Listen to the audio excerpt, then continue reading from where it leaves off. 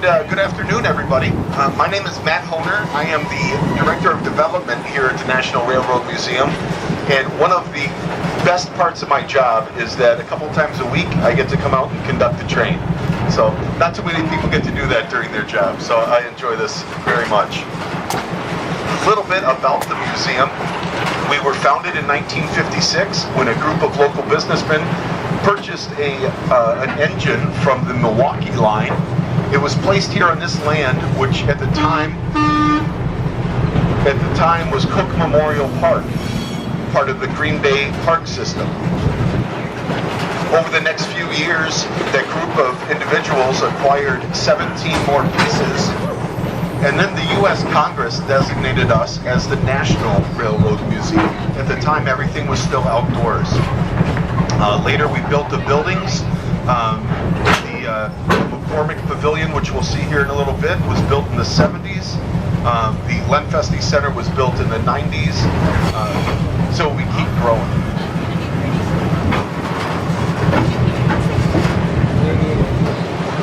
A little bit about the car that we're on right now. It's 90 feet long. It was built by the U.S. Army to haul munitions during World War II. It was...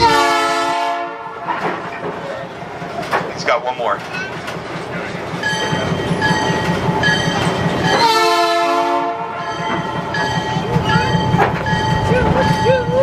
It was built to haul munitions during World War II. The car was donated to us in the 1970s, and in 2008, our restoration crew built these benches, the frame, and put the screen and the canopy on top so we could use it as an outdoor tour car. The car behind us is the Josephine, and that was a commuter car from Reading, Pennsylvania to Philadelphia during the 19-teens, 20s, and 30s. These two cars that you see right here are sister cars of the Josephine. All three were donated at the same time. The Josephine was in the best condition, so we fixed that one up. And then these two are being used as the exit to Terror on the Fox. Terror on the Fox is a haunted house that is produced by a company called 13th Floor Productions. They're based out of Denver, Colorado. They put on about 3 dozen different haunted houses in the Midwest. During the months of September and October, they get between 15 and 20,000 visitors to go through their haunted house.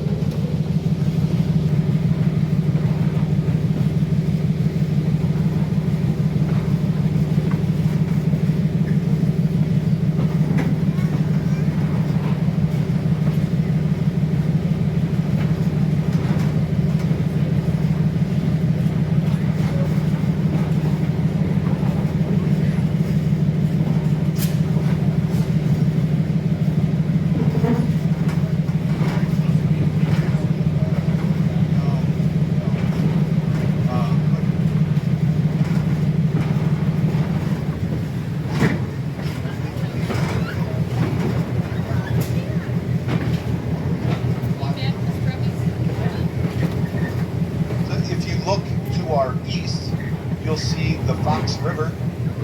The Fox River is one of just a handful of rivers in the northern hemisphere that flows from south to north. The reason being is the Bay of Green Bay is so much deeper than the starting point of the river in the center of the state, just outside of Portage. The bay actually pulls the river north versus the typical flow of north to south. And we're looking here to the west, you'll see Dutchman's Creek looking over to the other bridge.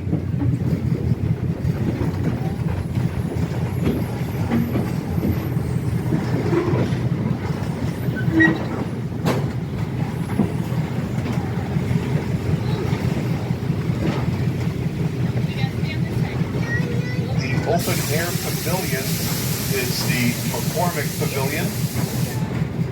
There are 18 different train cars in there. Engines, locomotives. There's a U.S. postal car that you can walk through. There's a dome dining car, a passenger car, and a caboose that are also open to the public to walk through. A little bit of history on the dome dining car in the McCormick Pavilion. It ran from Los Angeles to Las Vegas during the 40s and 50s, and in the 1950s, then actor Ronald Reagan did commercials for them while riding the car.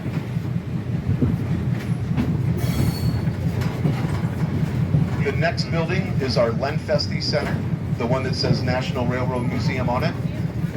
The Lenfestey Center houses the Union Pacific 4017 Big Boy,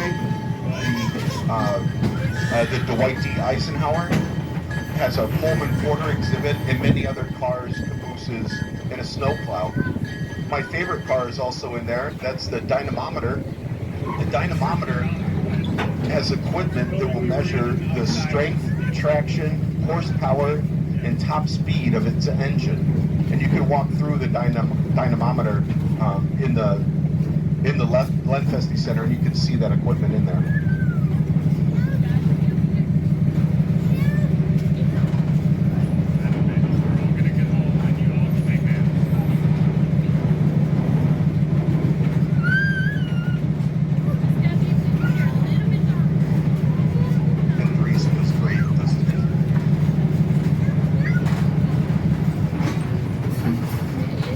That you see right now is the Burlington Railway Express.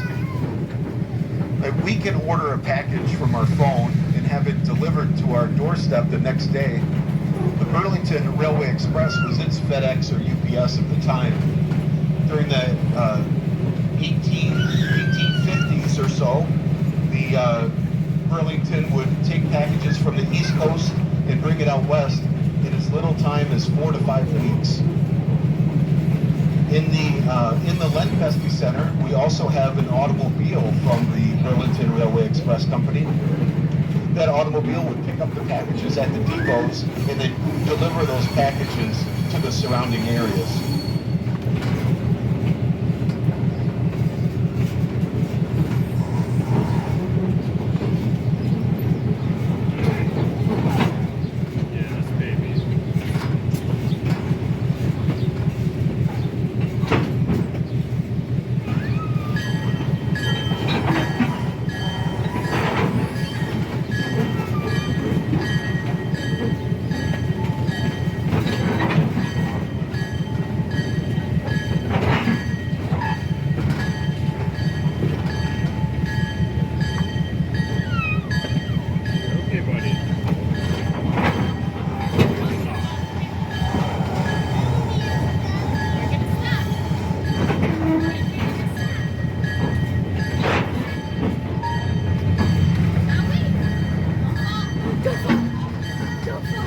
Finishing up our first lap here on our two-lap tour.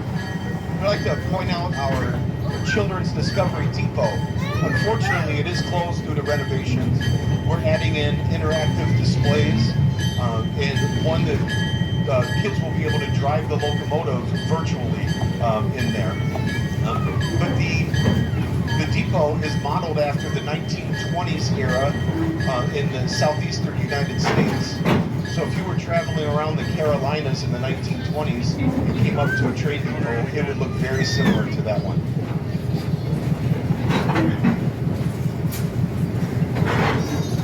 If you can see past the school buses there are 2 trains in a while and have catered meals for special events, wedding parties, corporate events. It's kind of a neat treat to eat your meal, and we stop over on the bridge, so you've got a great view of sunset while you're eating the meal. And it's a unique way for your wedding party to show up for your wedding too, hopping off a dining car.